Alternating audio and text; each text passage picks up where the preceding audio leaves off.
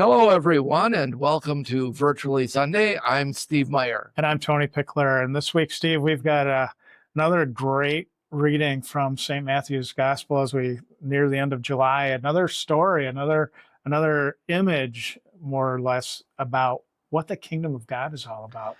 Yeah, this one isn't about what the kingdom of God is. This is about what the kingdom of God is worth to you. Yeah. Right. Yeah. And so we get this. It's not a parable; it's a metaphor. Jesus saying, "Oh, it's like the merchant who's searching for a pearl, and when he finds the unbelievably valuable pearl of great price, then he'll go back and sell everything else in order to get that pearl." That seems really clear. So what's the issue here?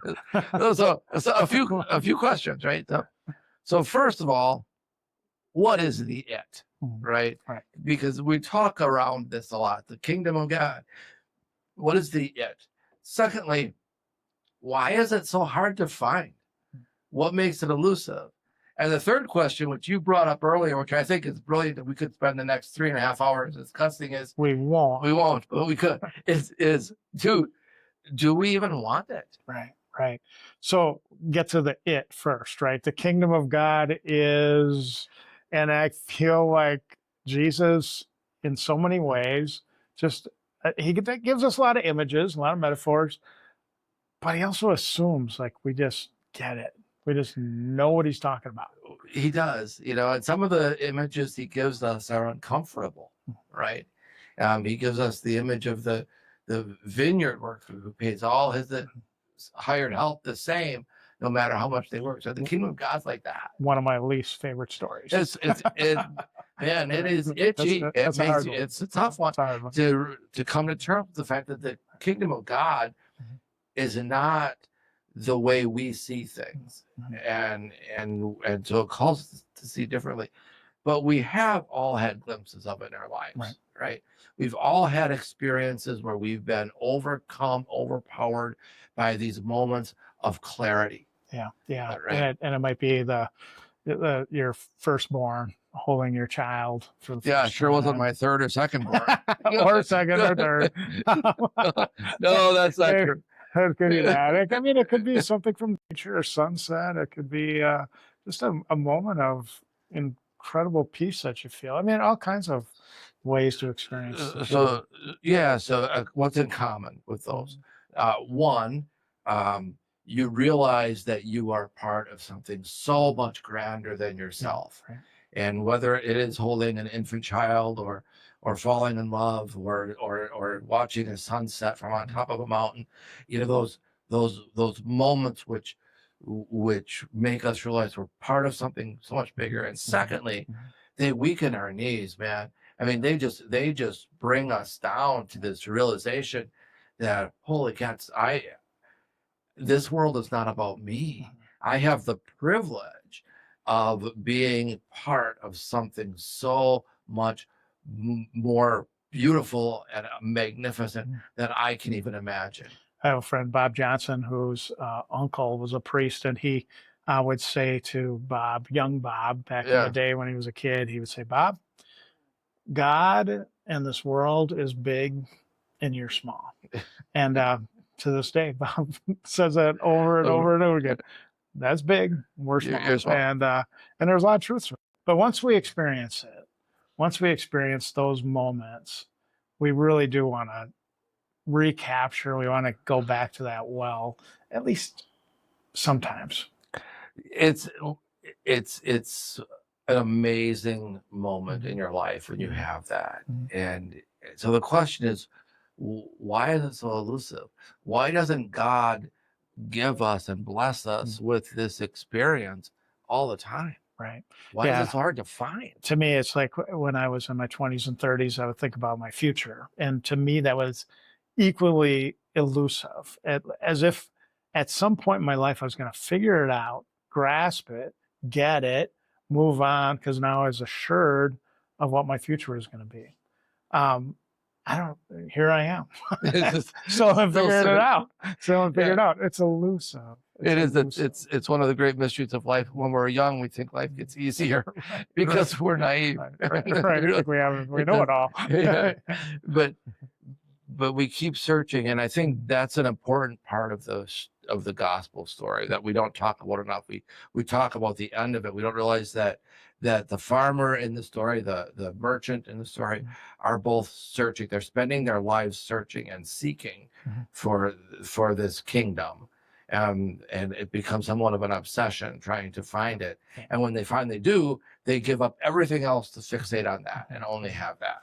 And it's truly a journey, right? So sometimes people will say, well, when did you first have faith? Well, like for me, it's been a lifelong journey. I can't really name that moment, right? But for others, it is a moment, and that's all good. But that's part of that search or that journey for the pearl of great price. Yeah, and there's also the realization that with that the journey is the reward, and the journey walks into it, and sometimes we don't even realize we're in it, right? Which then brings that third question about, well, why do we sometimes choose not to search, or why what is it about this that is so hard? Yeah, and if we're going to really think that through, we come back to this realization that all spiritualists tell us the same thing, that if we're going to actually grow deeper, closer to God and into this kingdom, it's not about gaining, it's about letting go. Right. And we have to let go of a lot of things. So what is it that we cling to? What not what stops us from getting there, but what is it in our lives that's holding us back from the freedom to open ourselves to, which, by the way, Jesus says is right now. I mean, we're all, why is it so hard to find? And Jesus is like, it's not. The kingdom of God's right here, right now. In your midst. It's right now. In your midst. Terry Nelson Johnson from Chicago has this great image of a trapeze artist, and he says, our faith journey is many times like the trapeze artist, they're on the bar, they're floating through the air, and if they want to discover something new, they want to go to the next level, they want to discover the pearl of great price, they have to let go of that bar and reach for another bar that they, in faith, believe will be there at the right time, at the right spot, and that they'll be okay. That's a really helpful image. I think it gives us a frame of reference which we understand, and the courage it takes to let go of the security we know in order to experience the freedom of attaining the kingdom, or if we can attain it, entering it, being one with it, but we have to identify, I think, what is it we're clinging to. Yeah, and be willing to let go of that which we cling to, if we're going to discover there's something else out there for us. Which is a critical point of this gospel passage, right? It's like the merchant and the farmer, they have to give up everything, and they willingly do it. It's like once you get a glimpse of it, once you see it, you will give up everything for it. Right. And that's fair, and we believe that, but are we prepared to do that? And so this week, it seems like all of us have a lot of soul searching to do in terms of that pearl of great price. And are we searching? And are we willing to let go of some things in order to find it? Are we willing to do sometimes the hard things to discover it? It's a very hard thing, yeah. So we have to ask ourselves, what is it that that bar in that trapeze metaphor, right? It can be ego, it can be status and standing socially, it can be wealth, prestige, it can be a notion of self, it could be a self-image that we've created for ourselves. There's so many things it can be, and we have to identify and name it so that we can let it go, and then we're free. Well, as we go into this week and the work of all of that hard soul searching and that search for the pearl of great price, why don't you give us a blessing as we go out? May a glimpse of Christ's peace and love rain down upon you. May a glimpse of Christ's peace and love stir the heart within you, and may a glimpse of Christ's peace and love flow into this world through you. Have a great week. Thanks for being with us.